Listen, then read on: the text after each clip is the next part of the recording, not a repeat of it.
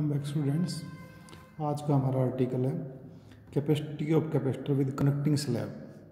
देखिए, कैपेसिटर की प्लेट्स के बीच में हम जो मीडियम रखते हैं उसकी वजह से कैपेसिटर का कैपेसिटेंस हमेशा ही इंक्रीज होता है। तो हमें दो आर्टिकल करने हैं। आज हम करेंगे capacity of capacitor with connecting slab. देखिए, कैपेसिटर की प्लेट में कनेक्टिंग स्लैब रख देते हैं तो क्या होगा, देखिए डायग्राम में देखिए। तो ये कैपेसिटर एक प्लेट पॉजिटिव एक नेगेटिव, हमने बैटरी से इसको कनेक्ट किया है। तो इसके बीच में हमने कनेक्टिंग स्लैब रख दी है। तो प्लेट पॉजिटिव और नेगेटिव जो है हमारी, उनके बीच में आप देख सकते हैं पॉजिटिव से नेगेटिव की तरफ हमारा इलेक्ट्रिकल फील्ड यहाँ पे होगा। इस इलेक्ट्रिकल फील्ड को हमने जो है ई नोट से लिख दिया, इलेक्ट्रिकल फील्ड वैक्यूम। जैसे ही कनेक्टर हम रखेंगे, कनेक्टर में जो है हमारे इलेक्ट्रॉन्स का मूवमेंट होगा, equal and opposite electrical field इसके अंदर प्रोड्यूस होता है। और वो जो फील्ड कनेक्टर के अंदर जो भी फील्ड प्रोड्यूस होगा वो इस अप्लाइड फील्ड का अपोज करता है। और नेट इलेक्ट्रिकल फील्ड कनेक्टर के अंदर बचता है जीरो। तो इलेक्ट्रिकल फील्ड यदि कोई बात करता है कनेक्टर के अंदर हमारा कितना होगा, तो कोई इलेक्ट्रिकल फील्ड कनेक्टर के अंदर नहीं होता। इससे हम शील्डिंग अचीव करते हैं, आपको पढ़ाया भी था। तो electrical field inside the connector कितना होगा, जीरो। टी थिकनेस का कनेक्टर मैंने ले लिया और डी हमारे दोनों प्लेट के बीच का सेपरेशन है। देखिए, हम कैपेसिटेंस निकालना चाहते हैं इस कैपेसिटर का, तो कैसे निकाल लेंगे, आज का हमारा आर्टिकल यही है।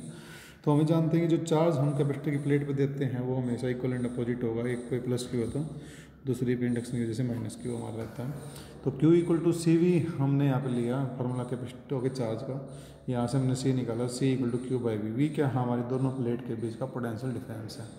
अब हमारा जो पोटेंशियल डिफरेंस है प्लेट्स के बीच में, वो देखो कुछ पोर्शन तो हमारा वैक्यूम है और कुछ पोर्शन हमारा कनेक्टिंग है। तो हम पोटेंशियल डिफरेंस बिटवीन प्लेट निकालते हैं। हमें फार्मूला पता है पोटेंशियल डिफरेंस का। पोटेंशियल डिफरेंस में हमने कई बार पढ़ चुके हैं। जो इलेक्ट्रिकल फील्ड होता है वो हमारा होता है V potential difference upon D.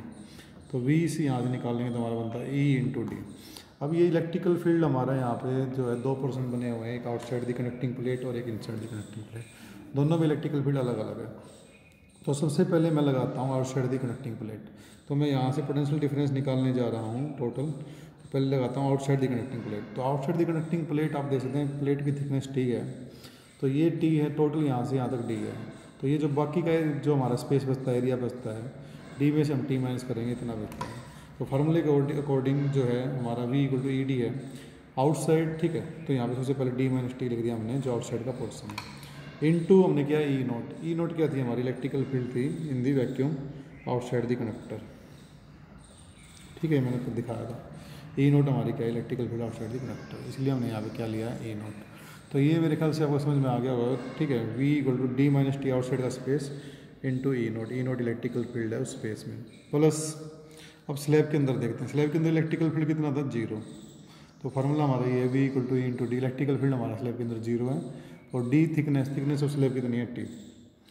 तो जीरो इंटू टी करें तो जीरो ही हो जाएगा। तो वोल्टेज पोटेंशियल डिफरेंस हमारा प्लेट के बीच में आता है V equal to E naught D minus T, zero हो गया तो, ठीक है। चलो आगे देखिए।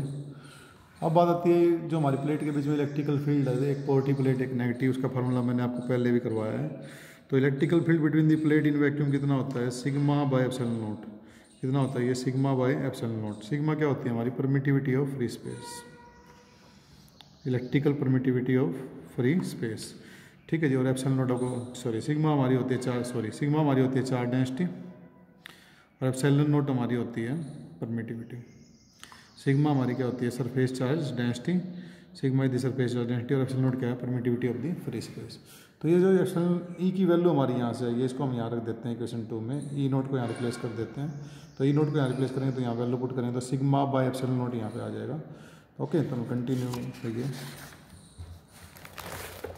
तो देखिए, तो वहाँ पे जो था v equal to E naught था, ई नोट की वैल्यू रखने के बाद सिग्मा बाय एप्सिलॉन नोट आ गया इंटू डी माइनस टी, तो एज इट इज रहा है। ओके, चलिए। अब हमें जो है सिग्मा का पता होता है। सिग्मा क्या होती है, हमारी सरफेस चार्ज डेंसिटी। सिग्मा हमारी क्या होती है, सरफेस चार्ज डेंसिटी। तो सिग्मा की वैल्यू हमारी होती है चार्ज बाय एरिया। एरिया क्या है, एरिया प्लेट है।